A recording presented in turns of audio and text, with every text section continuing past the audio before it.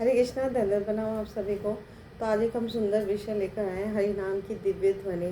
तो श्री चैतन्य चरितमृत में मध्य लीला में भगवान श्री चैतन्य महाप्रभु जब वृंदावन की तरफ जाते हैं तो जंगलों से, वनों से गुजरते हुए जाते हैं। तो वहाँ सभी का जब वो जो से हरे कृष्णा कृष्णा कृष्णा हरे हरे, हरे राम राम राम हरे हरे, इस हरे कृष्णा महामंत्र का उच्चारण करते हैं तो सभी पेड़ पौधे, पशु पक्षी, सबका ही उद्धार हो जाता है और सभी दिव्य उन्माद में नाचते हैं, गाते हैं और हरे नाम भी बोलते हैं।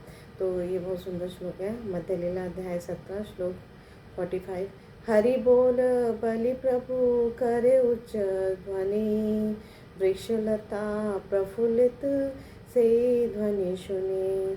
जब महाप्रभु उस स्वर से हरि बोल का उच्चारण करते तो सारे वृक्ष तथा लताएं उनकी ध्वनि सुनकर प्रफुल्लित हो जाते। तो हरे कृष्ण महामंत्र इतना शक्तिशाली है, इतना दिव्य है, ये गोलोक से आया है इस धराधाम पे। तो ये कि वृक्ष और लताओं के कानों में भी जब ये प्रविष्ट होता है या जाता है तो पशु और मनुष्य के बारे में क्या कहना, वो भी पेड़ पौधे, पशु पक्षी, वो सब लाभान्वित होते हैं। तो मनुष्य तो उससे उच्च प्राणी है, तो मनुष्य तो जरूर लाभान्वित होगा।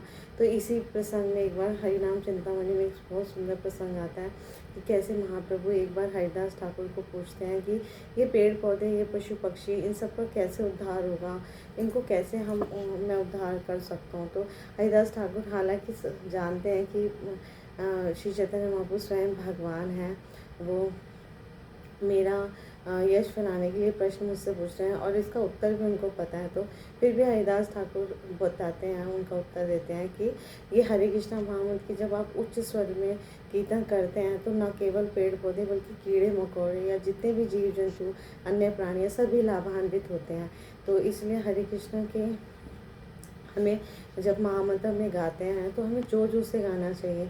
जपा टाइम में तो आप जैसे भी गाएं, पर जनरली हम बाहर होते हैं या घर में कहीं भी हों तो उस आसपास वातावरण में सूक्ष्म जीवाणु हैं, कीटाणु हैं, तो सब लोग इससे लाभान्वित होते हैं। तो ये श्रोता के लिए, कोई भी इसका श्रोता है वो इससे लाभान्वित हो जाता है। तो एक बहुत सुंदर आगे भी श्लोक आता है कि भगवान श्री चैतन्य महाप्रभु के मुख से जिसने भी ये सुना, हरे कृष्ण महामंत्र सुना, और अन्य व्यक्ति ने ये कीर्तन उनसे सुना, जिस व्यक्ति ने सुना, और फिर पुनः तीसरे व्यक्ति ने उस व्यक्ति से सुना जिसने उस दूसरे व्यक्ति से सुना, और फिर इस तरह से सुनते सुनते सुनते गुरु शिष्य परंपरा के माध्यम से सारे देशों के लोग जो है वो वैष्णव बन गए। और इस प्रकार हर व्यक्ति जो है वो हरे कृष्णा महामंत्र या कृष्ण और हरि के नाम से कीर्तन का गान करता रहा, नाचता रहा, रोता रहा और हंसता रहा। तो इस श्लोकों में भी बहुत सुंदर बताया गया है कि हरे कृष्ण महामंत्र बहुत दिव्य है और बहुत शक्तिशाली है, क्योंकि ये चैतन्य महाप्रभु के श्रीमुख से उच्चारित किया जाता था। और आज भी जब भक्तगण गाते हैं तो ये गुरु परंपरा से हमें मिला हुआ है। तो जब हम शुद्ध भक्तों के श्रीमुख से सुनते हैं तो हमारे हृदय में इसका दिव्य अनुभूति भी होती है, तभी तो हम एक दिव्य सुख का अनुभव कर पाते हैं। तो जब कोई व्यक्ति भगवान के श्रीमुख से सुनता है और वो इतना शुद्ध हो जाता है, या शुद्ध भक्तों के श्रीमुख से सुनता है तो इतना शुद्ध हो जाता है कि अन्य व्यक्ति फिर उससे सुनता है तो वो भी शुद्ध हो जाता है। तो इस तरह से शुद्ध भक्तों की ये प्रक्रिया चलती रहती है। और क्योंकि भगवान श्री चैतन्य महाप्रभु ने हम सबको इस कलिकाल में ये हरे कृष्ण महामंत्र शास्त्रों से दिया, तो हमें इसका पूरा लाभ उठाना चाहिए और शुद्धि की इस प्रक्रिया को आगे बढ़ाना चाहिए। क्योंकि भगवान जो है श्री चैतन्य महाप्रभु पूर्ण पुरुषोत्तम भगवान है और कोई भी उनकी तरह शक्तिशाली नहीं हो सकता।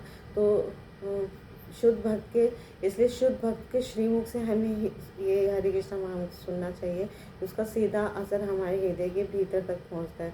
तो लेकिन हमें कैसे हम कैसे शुद्ध कर सकते हैं अपने हरि नाम को, जब हम निरपराध रूप से हरि नाम का जप करते हैं और भौतिक स्वार्थ से रहित होकर, यानी हमें कोई भी भौतिक सुख संपत्ति या संपदा से रहित होकर, विरक्त होकर जब हरे कृष्ण नाम का कीर्तन करते हैं तो इसका सीधा असर श्रोता पे जाता है। तो इस तरह से निरपराध होकर कोई भी व्यक्ति जब भक्ति करता है, हरे कृष्ण महामंत्र का कीर्तन करता है, तो दूसरा व्यक्ति 100% गारंटी है कि वो वैष्णव बनेगा, उसके हृदय तक ये जाएगी दिव्य ध्वनि।